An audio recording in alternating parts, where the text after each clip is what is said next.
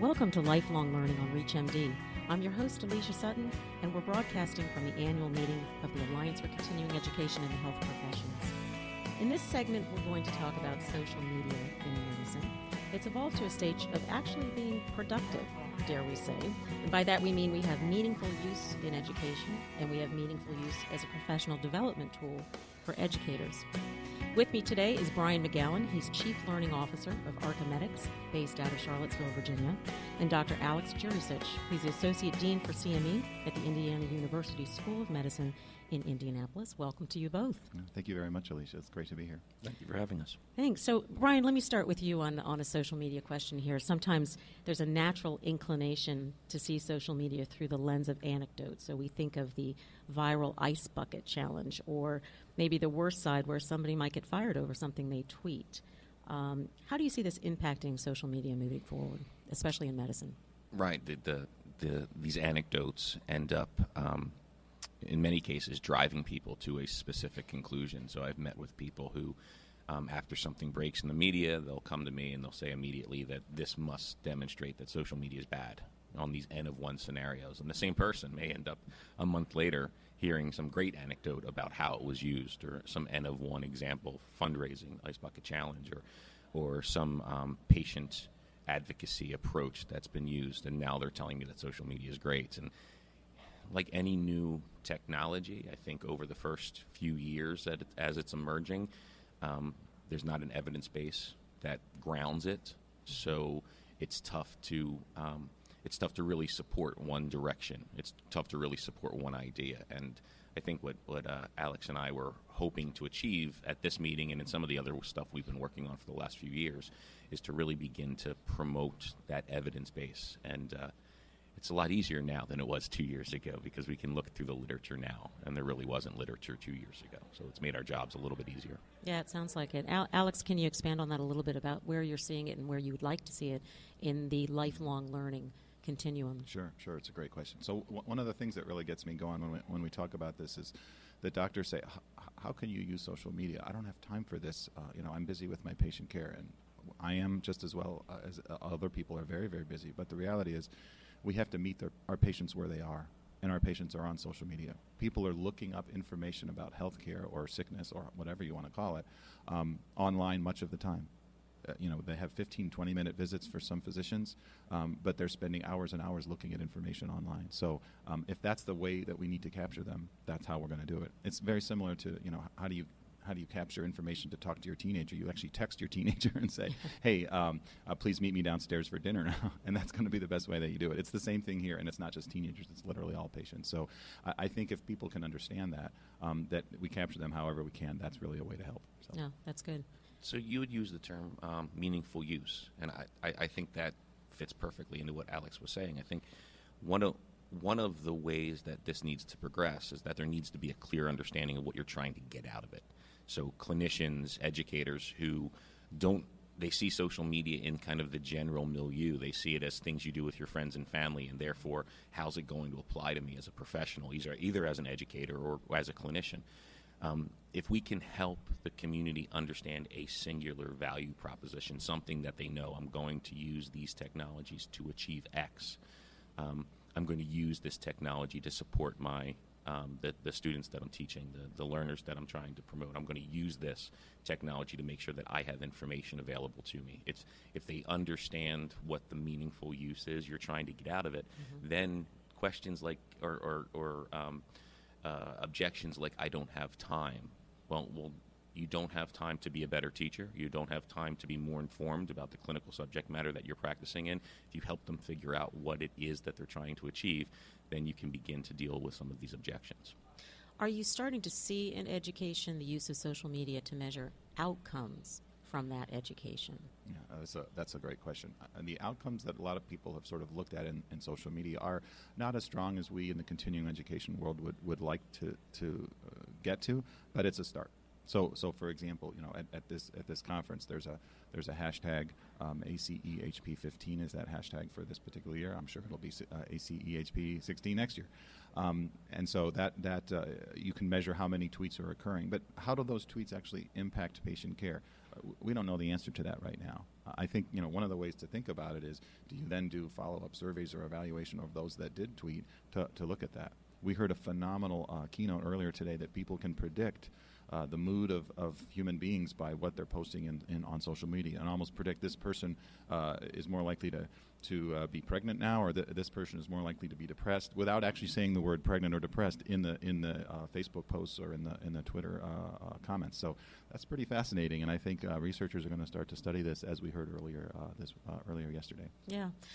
You're a pediatrician, correct? Yeah. Actually, I am, but I'm what's called a med-peds doctor, so I'm dual trained in both internal medicine and pediatrics, so I live both in the adult primary care world and in the pediatric primary care world, so yes. And what do you see on the residents coming out of school, into your university, of their knowledge of social media in medicine, or just their general knowledge of social media in business? Yeah.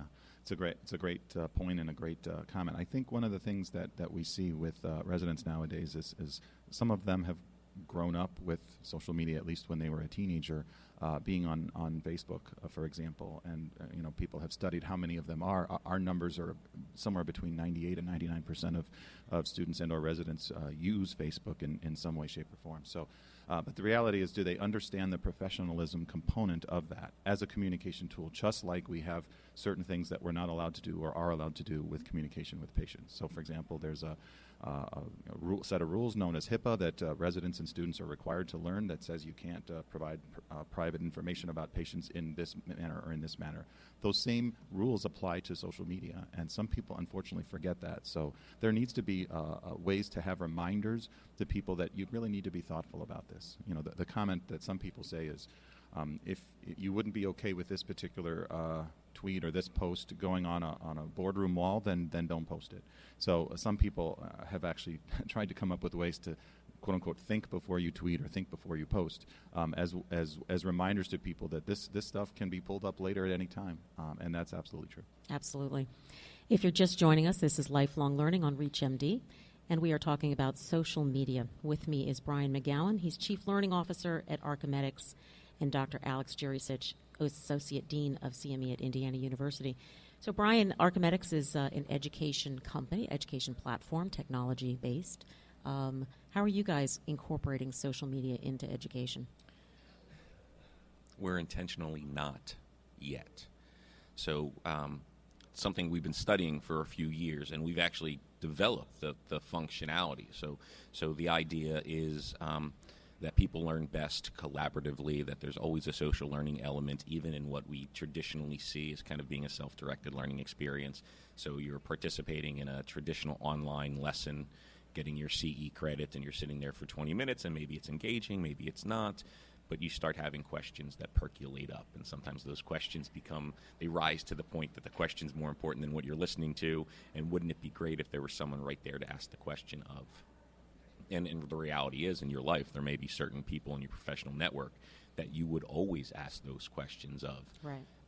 I think we know enough now to know that if any individual learner were to walk into a learning moment surrounded by the 4 or 5 most credible resources, i.e. friends or colleagues, that they normally would go to for questions, if they had access to that resource in real time, then the immediacy of the answers to the questions that arise would actually accelerate the learning process. And when you're sitting in a classroom next to those individuals, you could turn around and stop the conversation and ask that question. And there's really not ways to do that in other distance learning environments, or traditionally there hasn't been. Speaking of, you both presented yesterday at this conference on social media. What were some of the key takeaways you wanted to leave, Alex, with the folks in the room? Sure.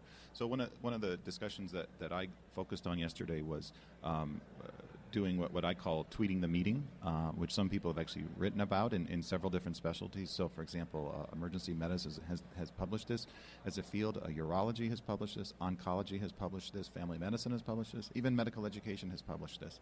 And the reality is that you can learn from tweets that occur during a meeting, and that information can be pulled, A, at the time and observed live, but B, can be extracted later to study for researchers, and that the third point, which is really an interesting thing, is that it's not just for the people that are in the meeting. People can read these tweets anywhere. And they don't have to physically be here in the same city or in the same hotel where we're having a meeting or a conference. They can be in their recliner in their home, just reading, following the information as it's coming along. So that to me is really fascinating, and it really talks about the reality is that meetings and conferences are about dissemination of information. Mm-hmm. But why should that information be disseminated to the few people who could afford the conference fee to go to the conference? This is a way to completely open access out to other people that are anywhere. Whether they're interested in the information or not. I think that's the key component, and that's why you use things like hashtags to separate out.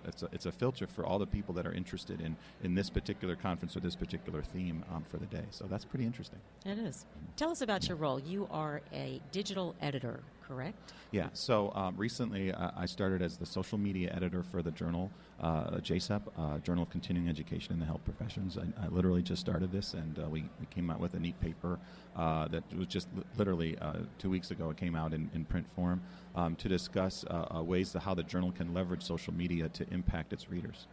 Interesting. That is neat. So in your presentation yesterday, any interesting Q&A, Brian, that came out of the audience that gave you some insights into their thinking? I think this community over 5 years has evolved. So the educators are now much more interested in the pilots. I think the goal of our presentation yesterday was, and I think this fits perfectly with the question you had just asked me around, are you using social media in your education? Our goal, and I think Alex and I are like-minded in this way, is to help the community understand where the evidence is. If you want to use these new media as part of your education, you should explore whether there's evidence that suggests that it works, whether there's best practices in using it as a complement or as a primary educational tactic. And if there isn't, and more often than not, there still will not be evidence directly supporting the approach that you want to take with these new media, then understand that and view it as a pilot. Don't bet the entire house on the fact that if we use some form of social media, it's going to replace the lecture, it's going to replace the live. It's not quite there to be the primary source. So one of the takeaways we're getting with these in the Q&A and in the hallway conversations here in Grapevine, Texas, is people saying, I want to try this. Instead of saying, tell me how to change my meeting with Facebook.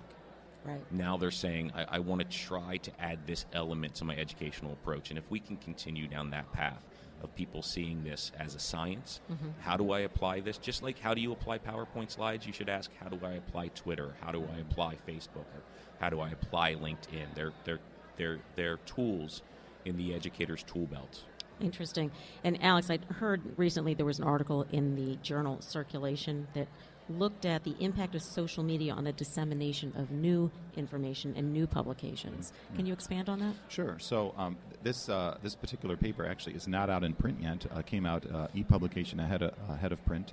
And it was actually from the editors of the journal itself. And so the editors studied using social media itself as a way to disseminate information about the journal articles in that particular journal. So they randomized it. It was actually, the methodologies were quite impressive. And they randomized it to using social media in the intervention group to disseminate information. So it was tweets and Facebook posts about there's a new article on content X or content Y, whatever those contents were. And then the control group had no such social media push out. And their impact was that there was no difference. So in other words, this would be considered what we call in medicine a negative trial, or it showed no change. And so that was their conclusion, was that it had no impact. To me, the irony of the whole thing was when this came out, because this was EPUB ahead of print, which is, I don't want to call that really a form of social media, but the journals are pushing things out ahead of time electronically before they're actually seen in print, some by 2 weeks, some by a month or two, or even 3. But this information was pushed out via social media and itself went, quote-unquote, viral. So to me, that was sort of ironic that they're saying that it had no impact, and then the discussion of the impact itself had an impact. so I mean, to me, it's the ultimate irony that here's a way that it showed no change, but yet the information about no change had a pretty impressive change. Yeah, so. Indeed. So within a few hours of it getting to EPUB, I'm sitting at my computer and I've got my Twitter stream on my second screen as I'm doing some writing exercise of one sort or the other, and it comes across that Circulation has written an article about the value of social media for the dissemination of information. So immediately that catches my eye. I read the article. I send it to Alex. He's known about it now for hours. And I think actually days before you had a conversation with somebody else about it, he immediately directed me to 2 or 3 blog posts that had been written about the article that says social media is not really important in the dissemination of information, and we had that first chuckle. This is the irony of this. Absolutely. Our final question here, because we're almost out of time, unfortunately, but are there some resources that you can direct listeners to go look at online to tell them more about social media in medicine? Sure. So one of the things that we presented yesterday was a series of articles for clinicians and other scientists, how to use these things in your practice. So one of the discussions was how to live tweet at conferences. It was a great paper from actually a basic science researcher in the journal Computational Biology. Discussing ways to do this, including etiquette of it at scientific conferences. Another one from the Journal of Graduate Medical Education was based on just using Twitter in clinical practice and in education for residents, students, and or other clinicians. So there are multiple articles that are now out that people can access through PubMed and other forms to think about ways of doing it. Some other people have written, for example, short posts on Twitter 101 or Facebook 101 or 201 or whatever you want to call it, and those are ways to sort of dip your toe in the pool. Right. I think one of the things that people need to be careful of is that it's people just diving into the pool or just going crazy with it. That's not going to work, and so some people get overwhelmed with that. Go slowly, start slow, but go. If you never go, then you'll never learn about it. But if you start and you're willing to learn about this and go slowly, I think you can learn some great things from others about it. Good advice, Alex. Alex and Brian, thank you. Really appreciate your stopping by and talking to us. Lots of change in social media. We look forward to keeping in touch with you. Thank you very much. Pleasure is mine. Thank you. You've been listening to Lifelong Learning on ReachMD, the channel for medical professionals. I'd like to thank our guests for joining us today. To find more information, you can visit reachmd.com. I'm your host, Alicia Sutton, and we look forward to seeing you soon.